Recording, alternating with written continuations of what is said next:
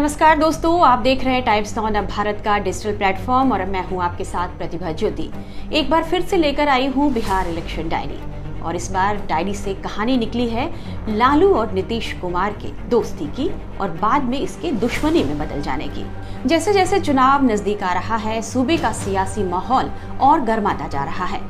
एक बार फिर सुर्खियों में वही पुराना मुकाबला है लालू राज बनाम सुशासन बाबू का। 3 दशकों से ज्यादा वक्त से बिहार की राजनीति इन्हीं दो नेताओं के इर्द गिर्द घूम रही है। पहले दोस्ती वाला रिश्ता दुश्मनी में बदल गया, जिसके पीछे है गेस्ट हाउस विवाद, जिसने दोस्ती को दुश्मनी में बदला और बिहार की राजनीति को हमेशा के लिए नई दिशा दे दी। पिछले कुछ दशकों से बिहार की जनता सिर्फ 2 नेताओं को ही गंभीरता से ले रही है, लालू यादव और नीतीश कुमार को। करीब 13 करोड़ की आबादी वाले बिहार में आज भी 78 वर्षीय लालू यादव और 74 वर्षीय नीतीश कुमार का जलवा कायम है।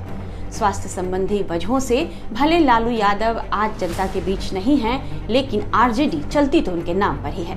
वहीं नीतीश कुमार भी बमुश्किल मीडिया से इंटरव्यू देते हैं, लेकिन जेडीयू को संभाले हुए हैं।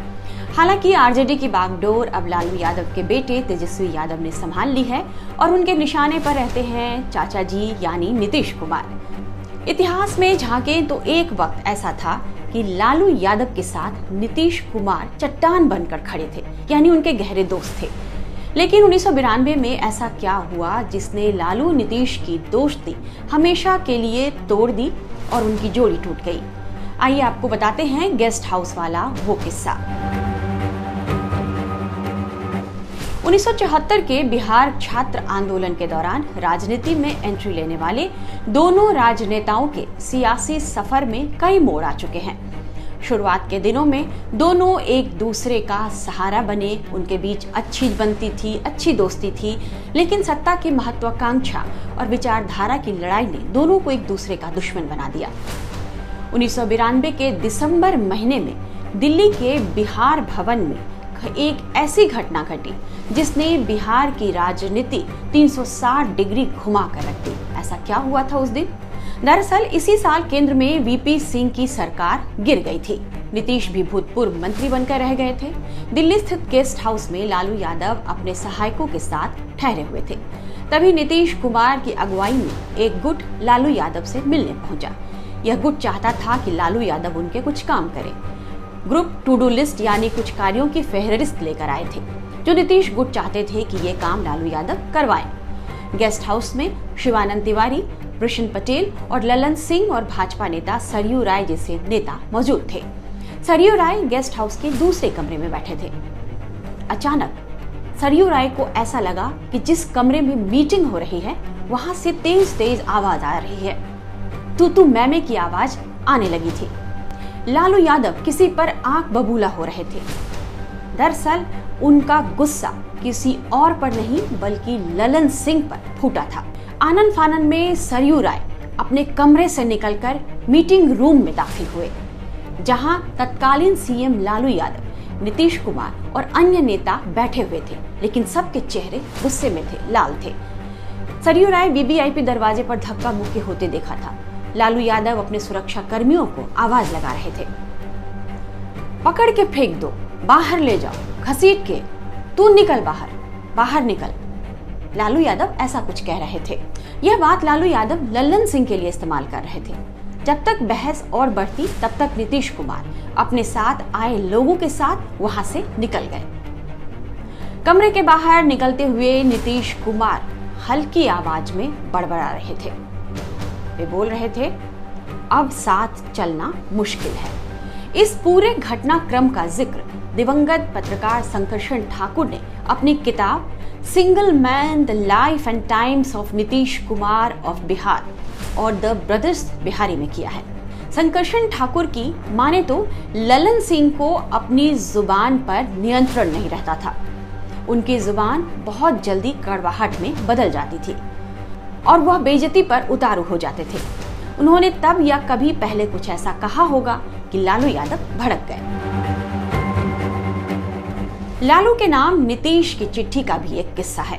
कहानी आगे बढ़ती है। लालू यादव से अपमान का घूंट सहने के बाद नीतीश कुमार ने बीजेपी नेता सरयू राय को एक चिट्ठी लिखने के लिए कहा। उन्होंने सरयू राय से लालू यादव के नाम एक चिट्ठी लिखकर इस बात का जिक्र करने को कहा कि आखिर यह नौबत क्यों आई है कि वो यानी नीतीश कुमार अब उनके साथ यानी लालू यादव के साथ मिलकर राजनीति नहीं करना चाहते। नीतीश जल्द से जल्द यह चिट्ठी किसी अवसर पर दुनिया से साझा भी करना चाहते थे। हालांकि कुछ सालों तक यह चिट्ठी गुमनामी के बस्ते में ही कैद रहा। आखिरकार बिहार के वरिष्ठ पत्रकार श्रीकांत ने राजनेताओं की चिट्ठियों पर आधारित एक किताब में इस चिट्ठी का पूरा राज खोलकर रख दिया। चिट्ठी में नीतीश कुमार लिखते हैं, मेरा मानना है कि आप गंभीर मसलों पर चर्चा करने के बारे में संजीदा नहीं हैं। पार्टी, सरकार और लोकतांत्रिक संस्थाओं के प्रति आपका रवैया ऐसा है कि उद्देश्यपूर्ण बातचीत के लिए कोई गुंजाइश या मौका नहीं रह गया है। जनता दल और यह सरकार अनगिनत कार्यकर्ताओं के संघर्ष का नतीजा है और हम सब उस संघर्ष का हिस्सा रहे हैं जिसकी वजह से आपको सत्ता मिली। विपक्ष के नेता के तौर पर आपके चयन और मुख्यमंत्री की कुर्सी मिलने में मैं आपके साथ चट्टान की तरह खड़ा रहा और आपकी सरकार का बचाव भी करता रहा। लेकिन इस सरकार ने हमारी सभी आशाओं को झुठला दिया है। यह सरकार आपके इर्द गिर्द सत्ता लोलुप गुटों के लिए खेल का मैदान बनकर रह गई है।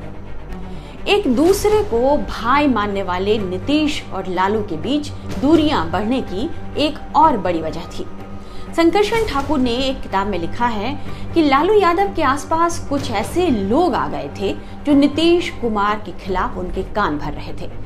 इस मंडली में उन्होंने नाम लिया है यूनिवर्सिटी के प्रोफेसर थे रंजन यादव, हरियाणा के एक व्यवसायी प्रेम गुप्ता, अनवर अहमद थे। बची खुची कसर उनके 2 साले सुभाष और साधु यादव पूरी कर रहे थे। बता दें कि कुछ पत्रकार भी थे जो लालू यादव को सलाह देने के लिए तत्पर रहते थे। ठाकुर ने आगे किताब में लिखा है कि इन लोगों ने लालू यादव के मन में नीतीश कुमार के प्रति जहर भर दिया। इन लोगों ने लालू यादव को कहा कि नीतीश कुमार की नजर आपकी यानी लालू यादव के सिंहासन पर है। इसके बाद ही लालू यादव ने यह कहना शुरू कर दिया कि इसके पेट में दांत है, यानी नीतीश कुमार के पेट में दांत है। इसके बाद साल 1993 में लालू यादव ने राज्य की जनता को लुभाने के लिए पटना स्थित गांधी मैदान में गरीब रैली का आयोजन किया। इस रैली को लेकर नीतीश कुमार से लालू यादव ने कोई बातचीत नहीं की और न ही उन्हें रैली का निमंत्रण भेजा। शहर में रैली के लिए प्रचार में पोस्टर लगे, लेकिन उसमें नीतीश कुमार का चेहरा गायब था। मतलब साफ था कि अगर नीतीश कुमार ने लालू यादव के आगे सरेंडर नहीं किया तो वो उनकी राजनीति पर ग्रहण लगा सकते हैं। नीतीश कुमार यह सारा घटनाक्रम खामोशी से देख रहे थे। इस बीच 1993 में कर्पूरी ठाकुर की पुण्यतिथि पर आयोजित एक कार्यक्रम में नीतीश कुमार ने कर्पूरी ठाकुर के सुझाए संशोधनों को अमली जामा पहनाने की मांग की। नीतीश कुमार की मांग को लालू यादव ने टाल दिया।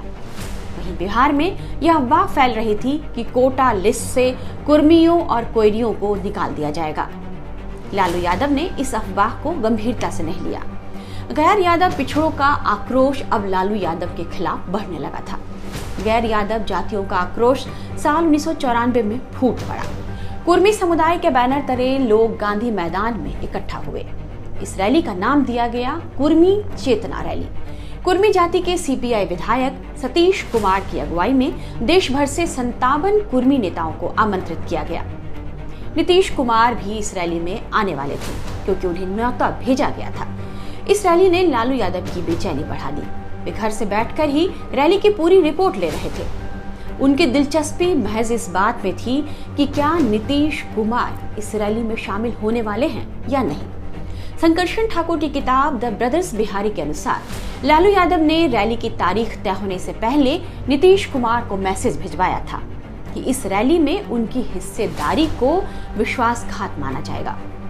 एक अणे मार्ग के पीछे की लॉन में अपने साथियों के साथ बैठकर लालू यादव एक सिपाही की वॉकी टॉकी पर लगातार रैली की रिपोर्ट ले रहे थे। वो पूछ रहे थे, आया कि नहीं नीतीश्वर, पता लगाओ कहाँ है। वहीं दूसरी तरफ अपने मित्र विजय कृष्ण के छज्जू बाग स्थित मंत्री आवास में बैठे नीतीश कुमार इस असमंजस में थे कि वो रैली में शामिल हो या ना हो। आखिरकार नीतीश कुमार ने गांधी मैदान जाने का फैसला कर लिया। दोपहर करीब 3 बजे नीतीश कुमार कुर्मी चेतना रैली के मंच पर थे। उन्होंने बिना लाग लपेट के लालू यादव पर निशाना साध दिया। उन्होंने कहा कि जो सरकार हमारे हितों को नजरअंदाज करेगी वो सत्ता में नहीं रह सकती। नीतीश कुमार ने इन शब्दों के जरिए यह बता दिया था कि उन्होंने एकला चलो रहने का मूड बना लिया है। इसी साल समता पार्टी का गठन हुआ। जॉर्ज फर्नांडिस की लीडरशिप में नीतीश कुमार ने इस नई पार्टी को ताकत दे दी। 1990 के बाद बिहार में राजनीति लालू और नीतीश के इर्द गिर्द ही घूमने लगी। हालांकि 2015 में नीतीश कुमार ने लालू यादव के साथ हाथ मिलाया, गठबंधन किया। विधानसभा में महागठबंधन की सरकार भी बनी, लेकिन महज 2 साल बाद ही नीतीश कुमार ने आरजेडी का साथ छोड़ दिया। 2025 का भी चुनाव होने हैं और अभी चर्चा केवल 2 ही नेताओं की हो रही है। हालांकि बिहार के युवाओं के पास अभी अनेक विकल्प मौजूद हैं, लेकिन लालू राज बनाम सुशासन की सरकार के बारे में ही जिक्र हो रहा है और लालू यादव पर विपक्ष उनके जंगल राज की कहानी कहकर उन पर हमलावर भी है। तो आज थी ये कहानी नीतीश और लालू यादव के दोस्ती और फिर बाद में इसके दुश्मनी में बदल जाने की। हम इलेक्शन डायरी में फिर लेकर आएंगे कोई नया किस्सा। तब तक आप बने रहिए टाइम्स नाउ भारत के डिजिटल प्लेटफॉर्म के साथ। और हाँ, आपको यह प्रोग्राम कैसा लग रहा है कमेंट बॉक्स में लिखकर जरूर बताइएगा। और यदि कोई और किस्सा आप सुनना चाहते हैं तो उसके बारे में भी हमें अपनी राय दे सकते हैं। हम कोशिश करेंगे वो कहानी आप तक लेकर जरूर आए। तब तक के लिए धन्यवाद।